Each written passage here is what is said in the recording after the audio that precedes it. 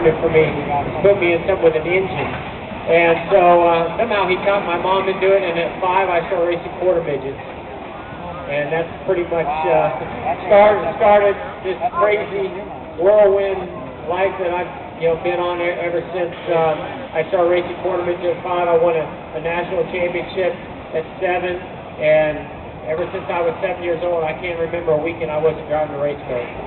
After Monday, after all the years of driving and all the success, when you take a hit like that, you get out of the car and think, why the hell am I still doing this? No, I never thought that. The first thing on my mind was because my back was hurting and I've been having some back issues. The first thing on my mind was, man, am I gonna be able to race in Michigan?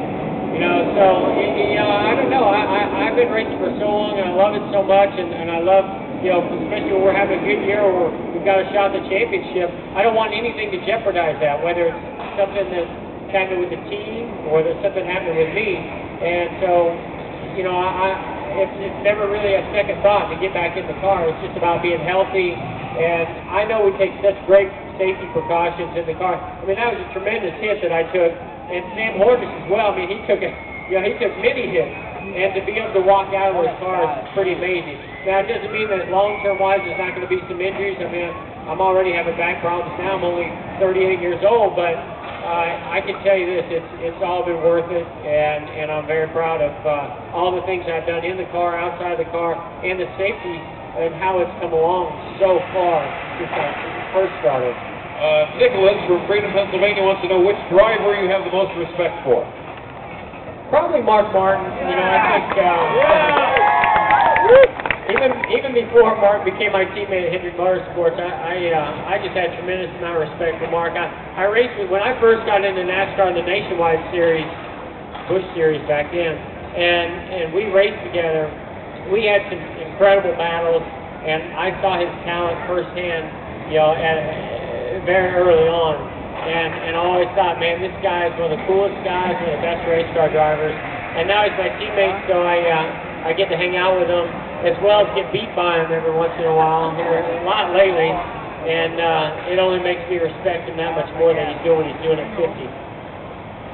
Lori from Sturgis, Michigan wants to know which of your wins was your favorite, or do you think was the best race you run?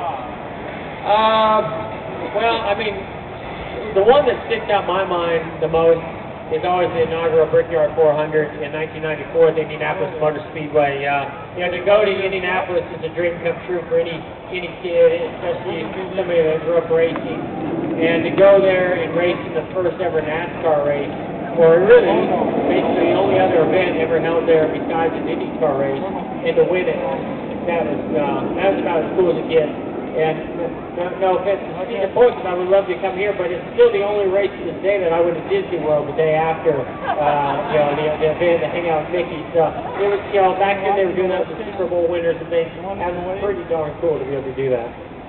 Jamie from Belleville, Ohio wants to know, when you're done racing, do you see yourself owning a team, or do you just go away, buy an island, and live there? I don't think I'll be buying any islands, but I feel like I've got the best of both worlds. I drive for the best organization out there, Hendrick Motorsports. I've had love Rick Hendrick, and it's the best organization. But I'm also an equity owner in it because of the success I've had. He's made me a small partner in the business. So I look, for one day to when I'm not driving, hopefully a long time from now, to be able to be involved with the management side of it there as well. So I don't have to take that big risk and go out there and try to start up a team from scratch, which is really, really tough to do. One of the things when I'm watching a race that bugs me is the speeding penalties. I'm falling down back here. Hang on.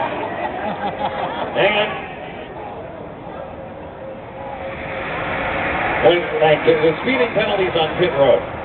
Why? There's GPS technology on the car. Why not a digital readout of speed? So you have to rely on the tachometer. Why not simplify that and get that out of the race?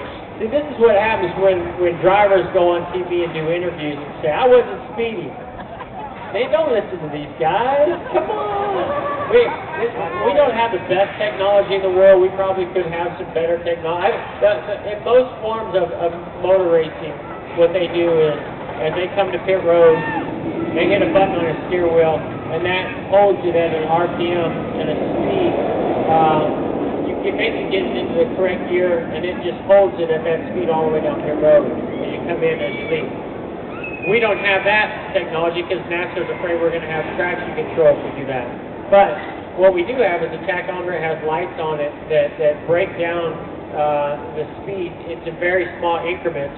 So I have about 7 lights on my tach right in front of me. It's very bright. I can see it very clearly. It goes 7 yellow, then it goes up in green to 7 green, and then it goes to red. When it goes to red, I'm speeding. When it's in the green, I'm good. And I know that if it's red, I'm speeding. So, I mean, everybody basically is adapted to this same type of tachometer system. It's probably more accurate, than a digital readout. It's very, very accurate. So the guys that are saying that they were, and the way that NASCAR reads it, there's loops down pit road, and they have a computer screen that breaks down those loops. And when somebody's speeding, it flashes red next to the car number. That guy's speeding. And I've been caught. And when I was caught, I was like, yeah, I was flashing one red. I could have possibly been speeding. And so, I think they got a pretty good system. Until they give us that button on the steer wheel, this is as accurate as we're going to be able to get. And when we get caught, it's because we're speeding. All right. Robert from Pittsburgh wants to know, in your opinion, the hardest driver to race against? Whoever's faster than me that day. I mean, you can take any guy out there. There's a lot of guys that have a lot of talent in our series. I mean, these guys come from all different types of forms of racing, all over the U.S., all over the world, and you give them a good car on any given day at a track that they can excel at, and it's going to be tough to beat them. One day it's Tony Stewart, one day it's Mark Martin, one day it's Jimmy Johnson, one day it's Carl Edwards or Ryan Newman, whoever it may be, Kyle Busch. And so, to me, that's your rival, is the guy that you have to beat, whether you're racing for 6th or 10th place or for 1st place, whoever you're trying to beat. That's the toughest guy out there and the toughest competitor and rival that you've got. Are you happy that Kyle Busch has become the most hated guy in NASCAR? Because well, I mean, I don't wish that upon anybody, but he did bring it upon himself. I mean, and you know what? Some people love him because of him being a jerk, and other people don't like him. But the fact of the guy facing second, walked out there to an interview because he didn't win. Going on YouTube. It's going to give you some negative, attention, but some people might love that. So I leave it up to the fans. Not everybody's going to love me or what I do or what I don't do, and that's why they're called fans. Back during the